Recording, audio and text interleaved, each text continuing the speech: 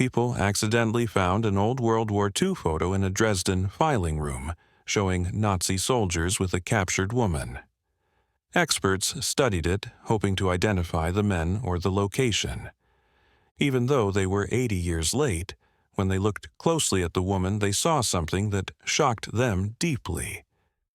The photo had been in an unmarked envelope at the bottom of a dusty drawer in Dresden's history office for many years. It was found completely by chance.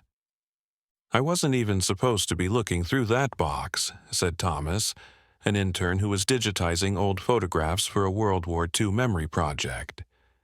The black and white photo, surprisingly well preserved, seemed ordinary at first.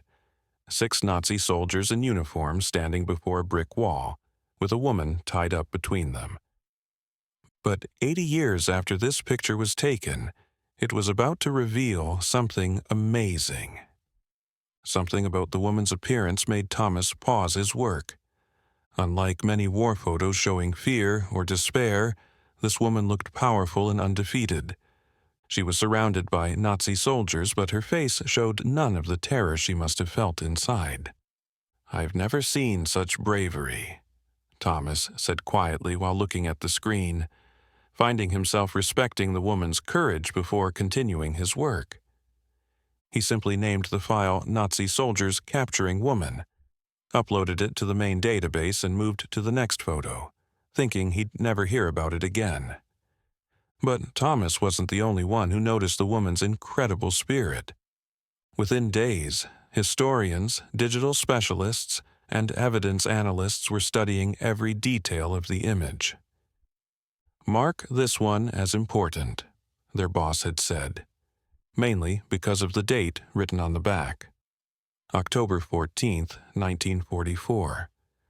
That date alone made the photo significant. It came from a time when records were scarce, especially in eastern areas where Nazi units had begun rapidly destroying evidence of their actions. "Who was she?" asked one researcher, saying what everyone wanted to know. "Why did they capture her?" asked another. "What happened to her after this picture?" wondered a third. The photo spread across history websites and then into mainstream news, creating waves of speculation and theories. Everyone wondered why someone had captured this particular moment. There were many records of Nazi cruelties, but compared to their worst acts, this treatment of the woman wasn't as severe as others they documented. Some people didn't believe the photo was real.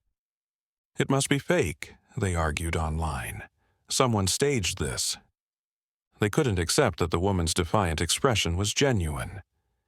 "Anyone tied up like that with 6 Nazi soldiers around them would be terrified," they insisted. Then came the surprising development. A team of photo experts at the European Center for Historical Imaging did a detailed close-up study of the photograph. "Our goal is simple," the lead analyst explained. "We'll examine the uniforms, look for location clues, and maybe identify which unit these men belong to. That way, they might be able to name the soldiers in the photo." While everyone was curious about the woman, the experts knew there was little chance of ever discovering her identity. But when they zoomed in on the area around the woman's left wrist, they turned pale. "Oh my God," one whispered. "Look at this."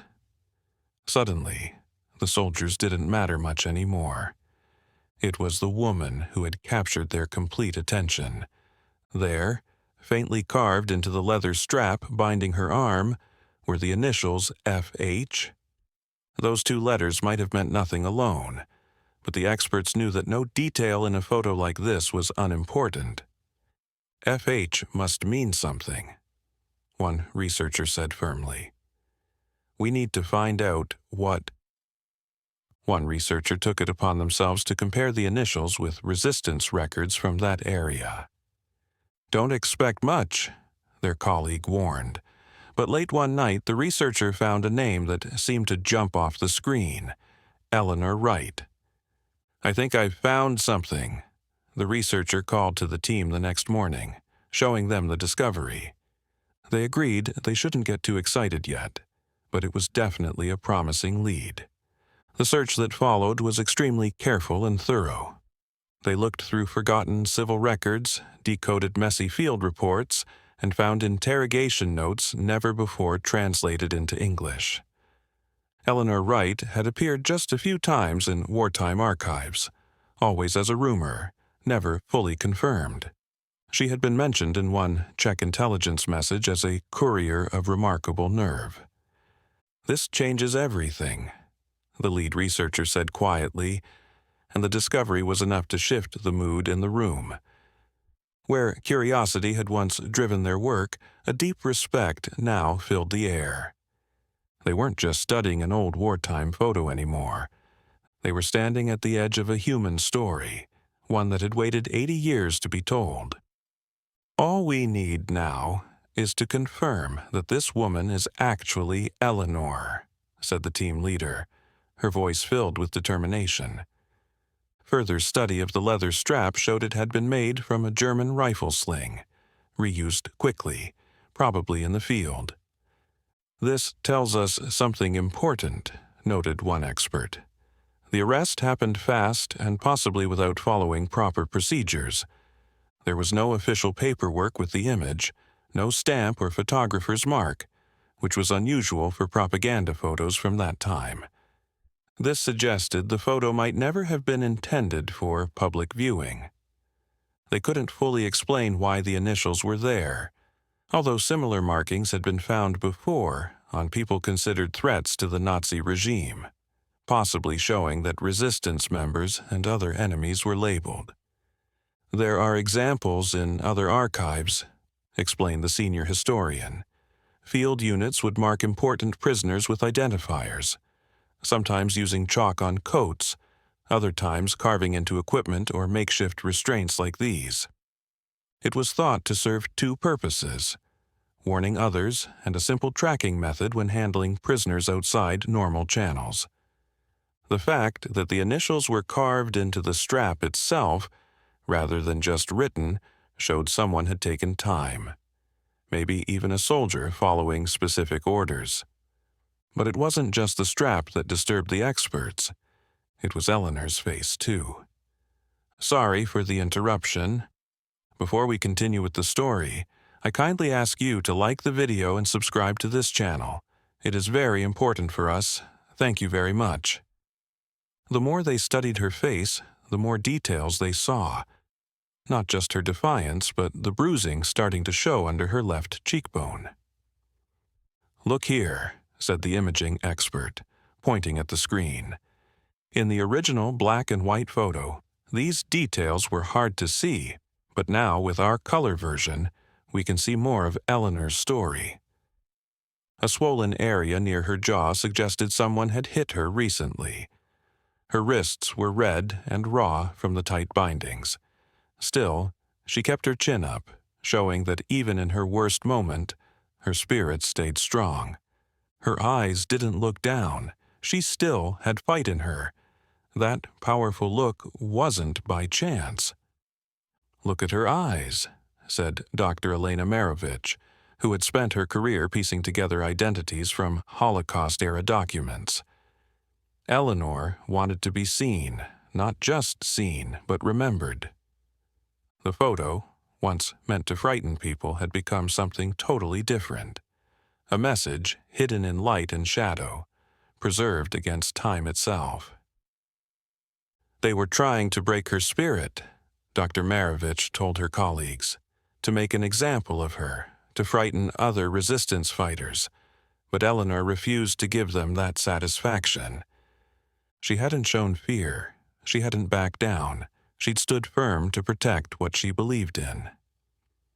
The more the experts researched Eleanor's background, the more interesting she became. "Most of what we know about her is hidden in old pamphlets and interrogation notes," said one researcher, carefully turning the pages of a fragile document. "It's like trying to piece together a shadow." Wright was believed to have led a small network of informants in Saxony, helping smuggle Jewish families through Poland to safety. "Everyone thought she was captured and secretly executed," said another historian.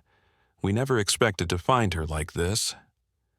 Now, here she was, frozen in a single moment and staring into history with fire in her eyes. The building in the background helped narrow things down further.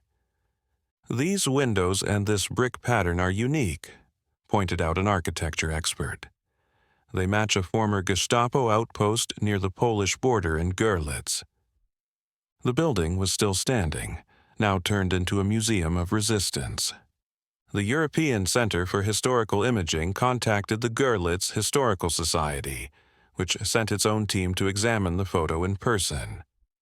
Among them was 74-year-old Anton Bayer, a retired local historian whose father had once been imprisoned in the same building for unspecified civilian disruption. Anton stayed quiet for most of the session until he spotted something everyone else had missed. "Wait," he said suddenly, breaking the silence.